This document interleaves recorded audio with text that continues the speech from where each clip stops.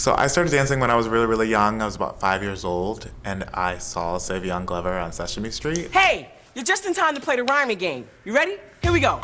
And so it sort of just stuck right away, and I've never stopped. We're gonna play the rhyming game. I'll dance out words to sound the same.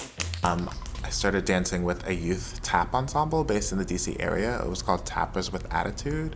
We were performing multiple times a month at like venues as varied as like the Smithsonian to like the Kennedy Center.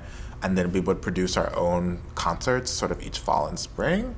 So that was like almost like being in a professional dance company. And that was when I really decided that like this is something that I loved and like I wanted to do for the rest of my life.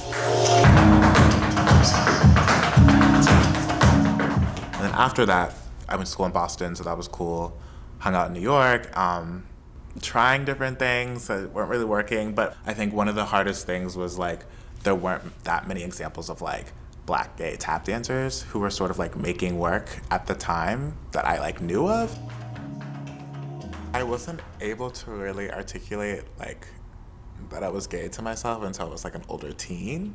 And then it was really for me like discovering what that meant, more so like how to like reconcile like my sexuality with like my racial and gender identity and sort of how all those things fit together. My process, that's still something that I'm working on defining for myself.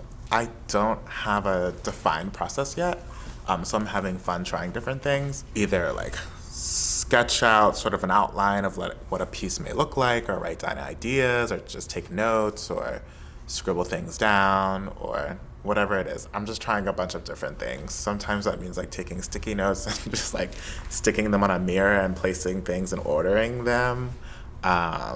So I'm having fun trying different things. I would say right now it's really about just like throwing a bunch of things at the wall and seeing what sticks and what falls. So that means for me a lot of times just like putting myself in a room and like blasting music and improvising. And so for me it's like becoming confident in who I am and sort of like being that like example for myself, sort of. So like being brave enough to like step out and say like, I'm gonna make work that like speaks to this part of my identity, and but that is not only about that one part of my identity. Just going through that whole process of like growing and maturing and becoming who you are, and sort of like becoming more comfortable with that.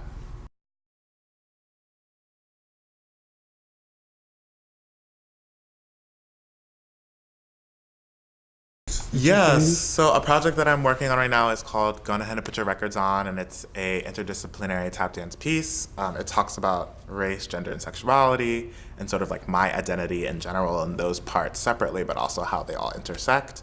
And it's also sort of a love letter to like 70s, 80s era funk, which is kind of the music that I grew up on, thanks to my loving, amazing parents.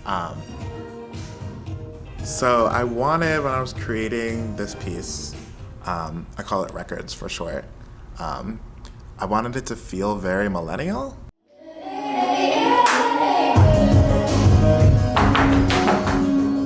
And so I think, as someone who spends a lot of time on the internet, I would say like most people, actually everyone, this is like an intergenerational thing now today, is that like a lot of us are like super always connected, almost always connected to the internet. So we're always taking in some sort of like, whether it's like text or images or video, or there's some sort of content that we're always seeing and taking in, right? This is also me just like exploring with that and playing with that and seeing how tap dance can be a part of that. But yeah, so a lot of the media are just like clips of things that have happened recently. Like there's a clip of Bree Newsom climbing up the flagpole at the Capitol building in South Carolina to take down the Confederate flag. There's like Nina Simone clips, like audio clips of her speaking, again from like 2 interviews that just like I found on YouTube and like I go to a lot. I've had a couple of times on stage when I really felt free, and that's something else. That's really something else. Like like I'll tell you what freedom is to me. No fear. I mean, really, no fear. Especially more recently, it's really been about building like a space for myself, like physically and like metaphysically too, because I've been dancing a lot more to the type of music that I really like to listen to. Yeah, and just making my own work, which has been like really a rewarding experience and really affirming for me as an individual.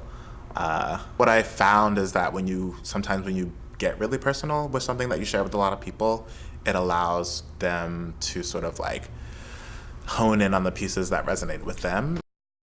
People are just really excited to see rhythm tap dance being used in the way that I'm using it. I think people are used to seeing it in a very like time step, like musical theater way.